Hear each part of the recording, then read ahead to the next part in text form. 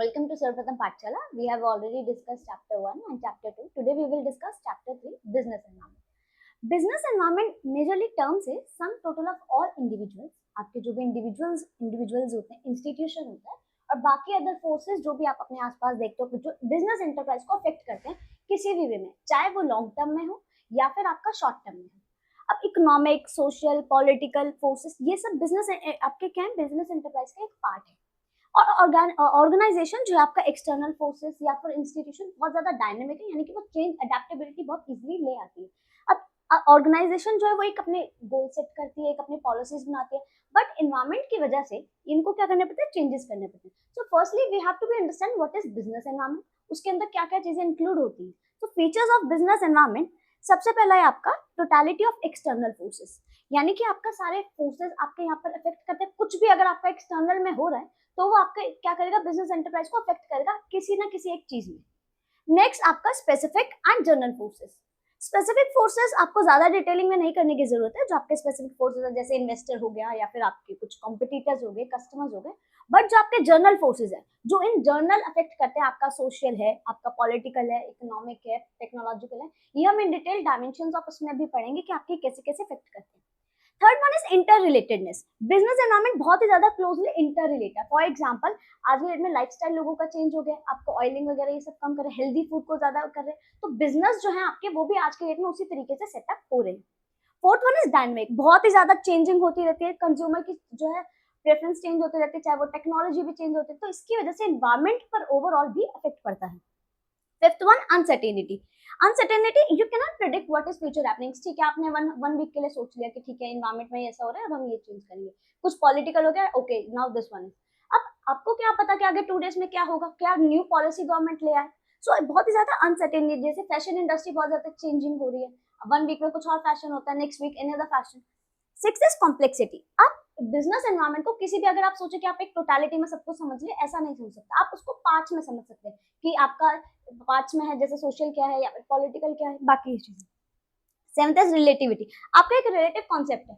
For example business environment America में आज की डेट में अलग इफेक्ट कर रहा होगा, इंडिया में अलग कर रहा है। फॉर एग्जाम्पल अगर हम इंडिया के बारे में बात करें एक्सटर्नली, तो टैरिफ्स वगैरह लग रहे हैं, अमेरिका में ऐसा नहीं हो तो खुद ही लगा रहे हैं। तो बहुत ही ज्यादा रिलेटिविटी है, हमारा बिजनेस एनवायरमेंट किस तरीके से इफेक्ट कर रहा है वो भी है। और इन सब में आपको आज की डेट से भी थोड़ा जो करंट अफेयर्स है वो भी लिंक करके देखा करो कि बिजनेस एनवायरमेंट किस तरीके से आपका इफेक्ट कर रहा है।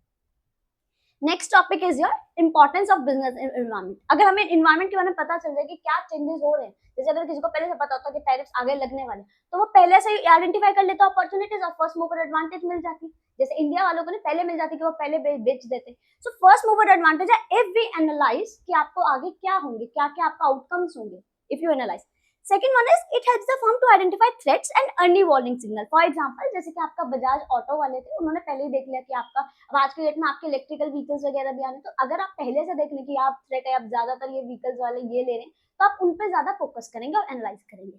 Third one it helps in tapping useful resources, यानी कि आपके जो मशीन, मनी, आपका इन चीजों को आप ऑप्टिमम, बेसिकली जो हमारे यूटिलाइजेशन है, हमारे बिजनेस का वन ऑफ द कंपोनेंट है बिजनेस एनवायरमेंट, उसमें भी आपका हेल्प करता है।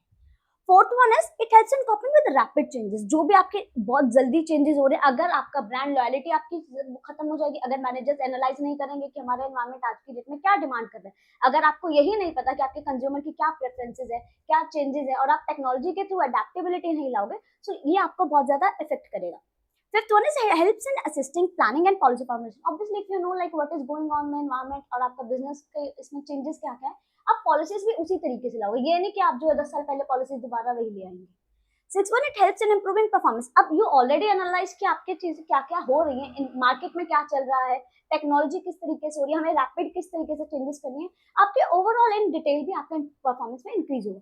इसके बेसिस पर केस स्टडी भी आती है, आपको दे दिया जाएगा कि ऐसा ऐसा किसी एक जो है फर्म में हुआ है, तो उसमें कौन सी जो है वॉयलेट मतलब नहीं हुआ, तो आप इसमें से भी वो बता सकते हैं। Now the dimensions of business environment, ये बहुत ज्यादा इंपॉर्टेंट टॉपिक है क्योंकि इसमें से ज्यादातर केस स्टडीज भी बनती है, लाइक मिक्सिंग अप होकर करती है कि कौन सा डायमेंशन इसमें इफेक्ट हुआ है और इंपॉर्टेंस क्या है इन सबसे। सबसे पहले इकोनॉमिक एनवायरनमेंट। इकोनॉमिक एनवायरनमेंट का डायरेक्ट इंपैक्ट होता है, जैसे कि आपका इंटरेस्ट रेट इंक्रीज हो गया तो लोन कम लेंगे, आपका बिजनेस पे इफेक्ट पड़ेगा, या फिर आपकी इन्फ्लेशन बहुत ज्यादा हो गई, और या फिर आप बोलेंगे कि डिस्पोजेबल इनकम ऑफ जो है पीपल की कम हो गई, disposable income hope so that you know economic में ये टर्म होती है। एंड सोशियो इकोनॉमिक फैक्टर्स जो है आपके इफेक्ट करते हैं। Second one is your political environment. Political environment आपका होता है या आपका कोई भी जो चेंजेस कर दिए गवर्नमेंट ने, कोई आपकी चेंजेस कर दिए, कुछ आपका पॉलिसीज वगैरह ले आई, दैट। सोशल एनवायरमेंट आपका है कि आप सोशल आपके जो है बिलीव्स वगैरह वो सब आपके चेंज होते हैं। फॉर एग्जांपल अभी दिवाली थी, काफी लोगों ने अपना जो इसमें इफेक्ट करा होगा कि अपना बिजनेस, अब कई जो दिवाली है सोच ही नहीं रहे कि हमें क्या प्रोडक्शन करनी है या फिर कोई ऑफर ही नहीं है, तो क्यों कोई किसी के पास आएगा। सो बिजनेस एनवायरमेंट को आपको किस तरीके से यूजफुल करना है वो आपको आना चाहिए। Third one is technological environment. Technological environment आपके होते हैं कि आप गुड्स एंड सर्विसेज, आपके टेक्निक्स न्यू आप टेक्नोलॉजी किस तरीके से उसको न्यू में ला रहे हैं। फॉर एग्जांपल इसमें आपको एग्जांपल भी देगा कि आपके जो एलसीडी टीवी को हटाकर एलईडी टीवी आया, तो कौन से किसने सबसे पहले एडवांटेज लिया। अब स्मार्टफोन्स जैसे कि आज की डेट में है, ये सारी चीजें आपकी जो है टेक्नोलॉजिकल एनवायरमेंट में आती है। And last one is legal environment. Legal environment आपके तो जो भी आपके लॉज एंड लेजिस्लेशन जो गवर्नमेंट पास करती है, कोई भी कोर्ट जजमेंट पास कर दे। फॉर एग्जांपल अगर आपको कह दे कि एडवर्टीजमेंट जो है आपके अल्कोहलिक बेवरेजेस में प्रोहिबिटेड है, सो उनकी जो है कंजम्पशन डाउन हो जाएगी, लोग उसको नहीं करेंगे, ज्यादा बिजनेस उसको प्रमोट भी नहीं करेंगे। फॉर एग्जाम्पल अभी आपका जो है रमी वगैरह इन सबका भी बहुत ज्यादा चलता है, अगर इस पे अगर आ गया कि गवर्नमेंट ने बैन कर दिया कि ये सब नहीं करेंगे, तो इस पर भी आपका चेंज आएगा, बिजनेस पे इफेक्ट करेगा। Now economic environment in India, आपके पहले से जो है इकोनॉमिक जो आज की डेट में आप देखते हो कि हमारे इकोनॉमिक किस तरीके से हमारी पूरा ग्लोबलाइजेशन है, अर्लियर ऐसा नहीं था। सबसे पहले वहां पर रिस्ट्रिक्शंस थी, तो 1991 में गवर्नमेंट जो है बहुत ज्यादा, हमें फाइनेंशियल क्राइसिस आए थे, बहुत ज्यादा डेफिसिट हुआ था हमें, तो इसलिए गवर्नमेंट लाई इकोनॉमिक रिफॉर्म्स 1991। सबसे पहला है आपका, कुछ इसके फीचर्स हैं कि आपकी इंडस्ट्रीज जो है वो 6 हो गई थी, लाइसेंसिंग कंपल्सरी थी बहुत ज्यादा, रोल ऑफ पब्लिक सेक्टर वो लिमिटेड था, खाली 4 इंडस्ट्रीज के लिए कर दिया गया। डिसइन्वेस्टमेंट कर दी गई। डिसइन्वेस्टमेंट होता है कि आपका पब्लिक सेक्टर का वो प्राइवेट सेक्टर को दे देना, यानी कि पब्लिक सेक्टर का 51% होता है, तो उससे थोड़ा कम कर देना, प्राइवेट सेक्टर को दे दो। पॉलिसी जो है आपके फॉरेन कैपिटल के लिए ज्यादा लिबरलाइज कर देना। अभी लिबरलाइजेशन मैं बताऊंगी, when you get it to know what is liberalise. Automatic permission दे दी, yes you can basically technology agreements आपके आ सकते हैं। और फॉरेन इन्वेस्टमेंट प्रमोशन बोर्ड भी एक पूरा सेटअप किया गया कि कैसे जो है हमारी कंट्री में इन्वेस्टमेंट हो और बाहर से पैसा आए, because we face global financial crisis, मतलब इंडिया में आपके आए थे ना। कुछ हमारी स्ट्रेटेजीज थी, मेन स्ट्रेटेजीज वो थी 3, liberalisation, privatisation and globalisation. Liberalisation आपके जो फीचर्स था उसका ये था कि लिबरलाइज करना, यानी कि बहुत ही फ्रीडम, रिलैक्स कर देना रूल्स एंड रेगुलेशन, और जो रिस्ट्रिक्ट, जो हमारी ग्रोथ रिस्ट्रिक्ट कर रहा था हमारे प्राइवेट सेक्टर की, वो भी इनहांस करना। इसमें आपके कुछ थे कि लाइसेंसिंग रिक्वायरमेंट जो थी हमारी, वो बहुत ही मतलब शॉर्टलिस्ट कुछ जो है आपके इंडस्ट्रीज के लिए रख दी गई। फ्रीडम जो हमारा स्केल ऑफ बिजनेस एक्टिविटीज था, कोई ज्यादा इतनी रिस्ट्रिक्शंस नहीं रखी, बहुत मतलब रिलैक्स थोड़ा रखा गया। और जो हमारी movement of goods and services थी कि एक जगह से दूसरी जगह पर आने पर इतना टैक्स या टैक्स वगैरह भी थोड़ा कम कर गया, टैक्स रेट्स में भी कम कर गया। और प्रोसीजर्स जो थे हमारे पहले बहुत ज्यादा कॉम्प्लिकेटेड थे इंपोर्ट्स और एक्सपोर्ट्स के, बट इसमें आपको थोड़ा सिंप्लीफाई कर दिया गया। Next one is your privatisation. Privatisation जो है आपका, वो ग्रेटर रोल जो है प्राइवेट सेक्टर को देता है, क्योंकि अर्लियर जब इंडिपेंडेंस वगैरह मिली थी तो ज्यादा रोल पब्लिक सेक्टर के पास था, क्योंकि बहुत ज्यादा डर वगैरह था, वो सब सिचुएशंस भी थी उस समय। सो अब जो है इन्होंने क्या कर दिया, अपना पब्लिक सेक्टर का रोल जो है वो रिड्यूस कर दिया गया। जैसा कि मैंने अभी कहा था, डिसइन्वेस्टमेंट, यानी कि अपनी ओनरशिप जो है पब्लिक सेक्टर ने दे दी किसको, प्राइवेट सेक्टर को। कुछ इंडस्ट्रीज अपने पास रखी, फॉर एग्जाम्पल डिफेंस जो वो नहीं दे सकते, राइट, एंड आपका जो है रेलवेज वगैरह ये सब अपने पास रखे। सो प्राइवेटाइजेशन आपका जो है जो board of industrial and financial reconstruction के लिए भी रखा गया, और डाइल्यूशन यानी कि कंट्रोल जो है गवर्नमेंट का, वो 51% से थोड़ा कम कर दिया गया। Now globalisation, as the name is saying, globalisation आपका पूरा आपका कोहेसिव, पूरी कंट्रीज आपके इसमें सारी इन्वॉल्व होंगी, और जो आपके goods and services free flow आपके होंगे। खाली यही नहीं कि गुड्स एंड सर्विसेज होंगे, कैपिटल यानी कि इन्वेस्टमेंट भी आएगी बाहर से, फॉरेन इन्वेस्टमेंट जिसको आप कहते हो, एंड आपका जो टेक्नोलॉजी भी आ सकती है, जो कि अभी हमने पढ़ा था लिबरलाइजेशन। सो ये सब हमारे जो लेस वर्ल्ड जो है हमारा rule, free flow of goods and services होना चाहिए, कैपिटल हमारी होनी चाहिए, इंफॉर्मेशन आपका, पीपल भी एक जगह से दूसरी जगह पर जा सकते हैं, and technology and goods and services, और हमारा ग्लोबल जो हमारा गवर्नेंस था कि किस तरीके से हमारा पर्सपेक्टिव है वो भी आपका अच्छा हो गया। Now one of the major factor demonetisation, जो कि आपका इसमें आता है। 8 नवंबर 2016 में हमारे ऑनरेबल प्राइम मिनिस्टर जी ने बोला कि अब आपके 500 और 1000 के नोट्स नहीं रहेंगे legal tender. Legal tender economic के टर्म है कि आपका जो है ये आपका करेंसी रन करेगी मार्केट में या नहीं करेगी, that is legal tender, government accept करेगी या नहीं करेगी। सो वो लीगल टेंडर खत्म कर दिया गया था 500 एंड 100 रुपीज नोट्स का। अब क्यों करा, क्योंकि हमारी बहुत ज्यादा जो भी हमारी करप्शन था, ब्लैक मनी, इनलीगल एक्टिविटीज, इन सबको खत्म करने के लिए। अब जो हमारे मेन फीचर्स थे डिमोनेटाइजेशन के, तो वो है सबसे पहले टैक्स एडमिनिस्ट्रेशन पॉलिसी, यानी कि जो हमारे ब्लैक मनी से जो बच जाते हैं, टैक्स इवेजन करते हैं, टैक्स देते नहीं है, उन सब का जो अब वो उनको देना पड़ेगा, वहां पर आपको एक्सचेंज करना पड़ेगा, तो हमारा वो भी होगा। एंड बैंकिंग की क्या जो फाइनेंस है वो भी इंक्रीज होगी, क्योंकि अब लोग कहाँ जमा करेंगे, बैंक में डिपॉजिट करेंगे, उससे हमारी वो भी इंक्रीज होगी। तो हमने कैशलेस इकोनॉमी पे नहीं, लेस कैश इकोनॉमी पर और कैश लाइट इकोनॉमी पर ज्यादा फोकस किया। ये सब है आपके फीचर्स ऑफ डिमोनेटाइजेशन। कुछ कुछ इम्पैक्ट थे कि हमारा मनी इंटरेस्ट रेट जो हमारा कैश ट्रांजेक्शन कम हो गई, बैंक डिपॉजिट्स हमारे इंक्रीज हो गए और हमारे फाइनेंशियल सेविंग्स भी हमने क्या करी, इंक्रीज करी।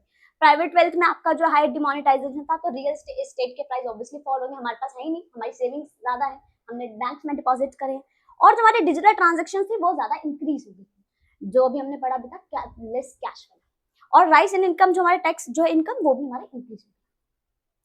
अब जो हमारा इम्पैक्ट है लास्ट, जो हम देखते हैं कि हमारी इम्पैक्ट ऑफ गवर्नमेंट पॉलिसीज पर हमारा क्या पड़ा।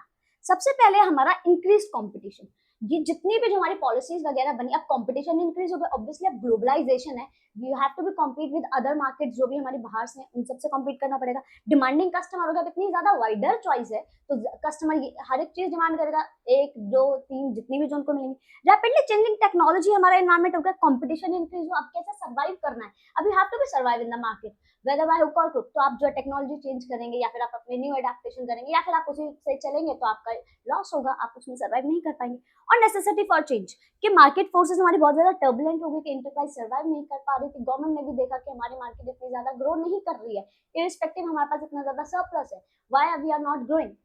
सो उस समय गवर्नमेंट ने सारे आपके चेंजेस किए। और हमें डेवलपमेंट ह्यूमन रिसोर्सेज, जो हमारे ह्यूमन रिसोर्सेज है, उसको हमें बेटर वे में यूज करना चाहिए, यानी कि हमारे ह्यूमन रिसोर्सेज जो हम उसको गलत वे में यूज कर रहे हैं, यानी कि उसका प्रॉपर यूटिलाइजेशन ही नहीं हो पा रहा है।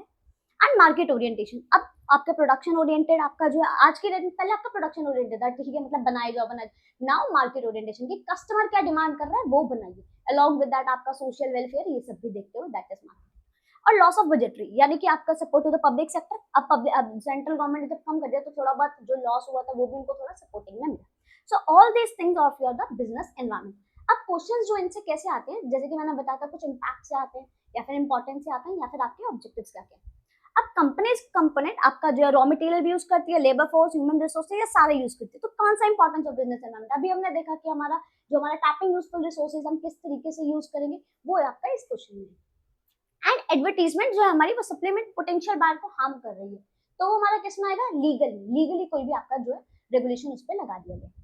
और विद चेंजिंग आपका जो है निलेश जो है वो देखता है कि आपका ऑनलाइन उन्होंने कर दिया, तो आपका क्या है, टेक्नोलॉजिकल, और आपका वो ये देख रहा है कि डिमांड किस तरीके से चेंज हो रही है, that is your social. So that's all for today. If you have any doubt, you may ask in the comment section. And thank you for watching. And please like, share, and comment.